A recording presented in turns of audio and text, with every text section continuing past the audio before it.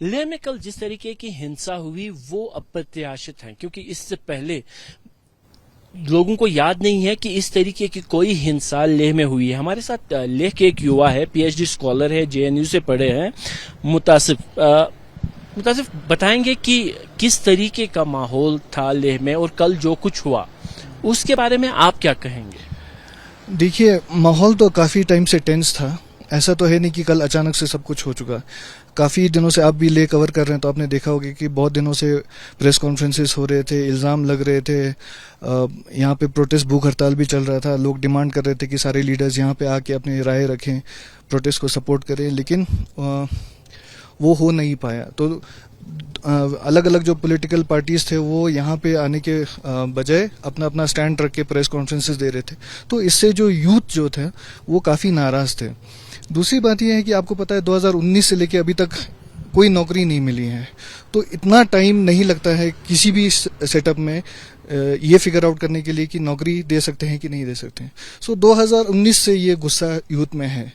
उसके अलावा जितना भी आप एम्प्लॉयमेंट देख रहे हैं आज की डेट पे, सारे कॉन्ट्रैक्चुअल एम्प्लॉयमेंट से ज़्यादातर, तो इनको आधे से भी आधा सैलरी में पूरा काम करवाया जाता है। फिर इनके साथ जो बर्ताव होता है नौकरी को लेके, तो इन सब चीज़ों को लेके एक टोटल क्या कहते हैं केओस था लेह में, गुस्सा था यूथ में। तो मुझे लगता है इसी का एक क्या कहते हैं समागम जो जिसको बोल सकते हैं वो कल देखने को मिला हम लोगों को। आप खुद एक युवा है, आप एक युवाओं का संगठन भी चलाते हैं, कुछ बोलेंगे कि आप बंदे भी तो एंगेज कर सकते थे जिस तरीके से कल युवा उग्र हो गए? देखिए, भीड़ का तो कुछ कह नहीं सकते हैं। भीड़ क्या रूप ले लेती है, कब कैसा इसको रूप मिल जाता है, ये कोई किसी के कंट्रोल में नहीं रहता है। तो मैं ये कहूँगा कि ये एडमिनिस्ट्रेटिव फेलियर था, एब्सोल्यूट एडमिनिस्ट्रेटिव फेलियर था। इसको जो सिक्योरिटी फोर्सेस इन्होंने मंगवा के रखा था, ये केपेबल था इस सब चीज़ों को रोकने के लिए। ये नहीं रोक पाए। इन्होंने इस भीड़ को और उत्तेजित करने का काम किया, टीयर गैस चला के, धक्का मुक्की करके उत्तेजित किया। तो उसका परिणाम हम लोग देख रहे हैं कि क्या होता है। तो एडमिनिस्ट्रेटिव फेलियर था, कम्प्लीटली एडमिनिस्ट्रेटिव फेलियर था। और जो आप देख रहे हैं कि रिसेंट इन्होंने प्रेस कॉन्फ्रेंस किया, हमारे गवर्नर ने और डीसी साहब ने, मैं काफ़ी दुखी हुआ इनके प्रेस कॉन्फ्रेंसेस को देख के। इन्होंने एक जगह अपना रिस्पॉन्सिबिलिटी नहीं लिया। जान गंवाए हमारे यूथ ने, लाठी खाई, इतने सारे लोग इंजर हुए। ये लद्दाख सबको पता है, यहाँ टूरिस्ट प्लेस है, यहाँ के लोग अमन पसंद लोग हैं। कभी पूरा चारों तरफ लद्दाख से ये दराज से लेके चंगतांग एरिया तक हर जगह आर्मी डिप्लॉयमेंट है।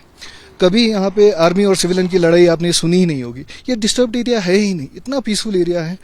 और यहाँ पे आपने फर्स्ट इंस्टेंस पे ही गोली मार के 4 लोगों को जान ले ली।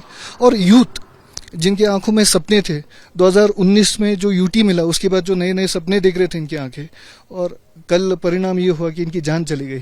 तो बहुत अफसोस होता है। और एक एलजी साहब का एक बयान आज आया है कि जिसमें उन्होंने कहा था कि ये एक साजिश के तहत हुआ, बाहर से साजिश हुई, क्योंकि जख्मी होने वालों में नेपाल के लोग भी हैं और जम्मू के डोडा के लोग भी हैं। तो क्या कहेंगे आप इसमें? देखिए, अब ये जो साजिशों का जो सिलसिला है उसके बारे में तो हम क्या ही कह सकते हैं। अगर एलजी साहब इतने बड़े ऑफिस में बैठ के इस तरीके की बातें करते हैं तो बहुत अफसोस होता है, क्योंकि उस पोजीशन पे लेके उनके पास सारा आईबी रॉ सारा का अपडेट रहता है, इंटेलिजेंस रहता है। अगर उसके बावजूद यहाँ पे बाहर के लोग आके इस तरह की चीज़ें कर रहे हैं तो आप कभी फिर अगेन आपका एडमिनिस्ट्रेटिव फेलियर है। तो इसके लिए भी आपको रिस्पॉन्सिबिलिटी लेना चाहिए। लेकिन जहाँ तक मेरा मानना है, उनको अपना रिस्पॉन्सिबिलिटी इनको लेने की क्या कहते हैं बात ही नहीं आ रही है। ये हमेशा उल्टा ही लोगों पे इल्ज़ाम डाल रहे हैं कि लोग ये नहीं कर रहे, लोग नहीं कर रहे। 2019 से लेके अभी तक कोई कॉन्स्टिट्यूशनल राइट्स नहीं मिला है। अगर एक सिटीजन होने के नाम पर अगर आप राइट्स मांग रहे हैं तो क्या कोई गलत कर रहे हैं क्या? बताइए। Right to life fundamental right है ना, right to work, right to livelihood, ये सब फंडामेंटल राइट्स हैं। और कोई मतलब आसमान या आज़ादी नहीं मांग रहे हम लोग, इसी देश के सिटीजन है। कल जो यूथ थे, युवा थे, वो इंडिया का झंडा लेके घूम रहे थे। तो अपने ही देश में अपना राइट्स मांगने पे गोली खाने की नौबत आ जाए तो फिर अफसोस तो होता ही है। तो फिर क्या समाधान है इसका? क्योंकि युवा शायद अभी भी आक्रोशित है, गुस्सा शांत हुआ है क्या? सर देखिए, इंटेंट पे शक होता है ना। 3 साल में संविधान लिख दिया गया था उस जमाने में। अभी 2019, ये 2025 खत्म होने को आ रहा है। ये लोग रिक्रूटमेंट पॉलिसी बना के रिक्रूटमेंट नहीं कर पा रहे हैं। रिक्रूटमेंट कहाँ कर रहे हैं? 4th class, B class, C class की नौकरी पे रिक्रूटमेंट कर रहे हैं। गेजेटेड रिक्रूटमेंट ही नहीं हो पा रहा है। तो सिंपल है, इंटेंट अच्छा होना तो 6 शेड्यूल मांग रहे हैं हम लोग, स्टेटहुड मांग रहे हैं, नौकरी मांग रहे हैं, पॉलिटिकल रिप्रेजेंटेशन मांग रहे हैं। कोई मतलब आसमानी चीज नहीं मांग रहे हैं। जो कॉन्स्टिट्यूशन में लिखा है, जो एक सिटीजन, मॉडर्न डेमोक्रेसी में एक सिटीजन को राइट्स मिलना चाहिए, वही मांग रहे हैं। तो क्या समाधान होगा फिर? क्या आपकी नजर में है कि कैसे ये ऊंट करवट किस करवट बैठेगा? देखिए, सिंपल सी बात है, लद्दाख के लोग बहुत सीरियस आते हैं, सुलझे लोग हैं, लेकिन बेवकूफ नहीं हैं। सब पढ़े लिखे लोग हैं आज की डेट पे, सब अपना सिटीजन के तौर पे राइट्स जानते हैं। पेट्रोनाइज करेंगे, आप दिल्ली में बैठ के हमें बताएंगे कि कैसे जीना अच्छा है, क्या आप कर सकते हो, क्या नहीं कर सकते, ये किसी को भी मंजूर नहीं है। जो हमें कॉन्स्टिट्यूशन हमें राइट्स देता है एज अ सिटीजन, वो हम राइट्स लेके रहेंगे। तो इसी बात को लेके अगर आप क्या कहते हैं, इंटेंट अच्छा रख के आप डिस्कशन करेंगे, जो हमारे राइट्स है उसको लेके आप बातचीत करेंगे, जो हमारी नौकरी की जो समस्या है उसको सुलझाएंगे, जो कॉन्ट्रैक्चुअल पोजीशंस को लेके जो आप लद्दाख के यूथ के ऊपर जो जुल्म कर रहे हैं उसको आप सुलझाएंगे, अच्छा मतलब equal pay for equal work देंगे, तो ये सब आराम से सुलझ जाएगा। कोई मतलब बहुत बड़ा मसला नहीं है, ये आराम से सुलझ तो जाएगा। फिलहाल क्या आपको लगता है कि माहौल ठंडा हो जाएगा? देखिए, माहौल ठंडा गर्म होने की बात ही नहीं है। बात यह है कि अब ये 4-5 लोगों की हमारी जान चली गई, 70-80 लोग इंजर हो गए, इसका जिम्मेदारी कौन लेगा? क्या लद्दाख के लोगों की जान इतनी सस्ती है कि आप एक ही पहला प्रोटेस्ट पे ही आप गोली चला के मार डालोगे? तो दिस इज नॉट डन। मेरा तो ये मानना है कि एलजी साहब को रिजाइन कर देना चाहिए। तो बड़ी बात बोल रहे हैं मुतासिफ कि प्रशासन की लापरवाही, प्रशासन तैयारी नहीं किए, प्रशासन के पास सारा तामझाम था, सारे सुरक्षा तंत्र थे, खुफिया तंत्र थे, उसके बावजूद भी अगर इस तरीके का विरोध प्रदर्शन हुआ तो ये सरकार की लापरवाही है, सरकार की जो है नाकामी है।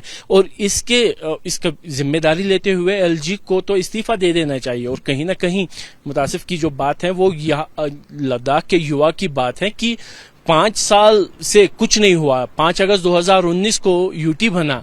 उनका कहना है कि 3 साल में तो संविधान लिखा गया था देश का, और 5 साल में यहाँ पे एक जो है एम्प्लॉयमेंट पॉलिसी नहीं ला सके ताकि युवाओं को रोजगार मिले। कहीं ना कहीं ये वो बात है जो जमीनी हकीकत है और जिसको अनदेखी करने की वजह से ही कल वाली घटना घटी, जिसमें 4 निर्दोषों की जान गई और 70 से ज्यादा जो लोग हैं वो जख्मी हैं। जबकि अभी जो आंकड़े आ रहे हैं तकरीबन 60 से ज्यादा युवा जो है पुलिस हिरासत में है और उन पर जो है आने वाले दिनों में मामला भी दर्ज होगा। यानी कहीं ना कहीं संकेत ऐसे हैं कि ये जो लड़ाई है आने वाले दिनों में और तेज होगी। कैमरामैन अरशद हुसैन के साथ आसिफ कुरैशी, एबीपी न्यूज, लेह।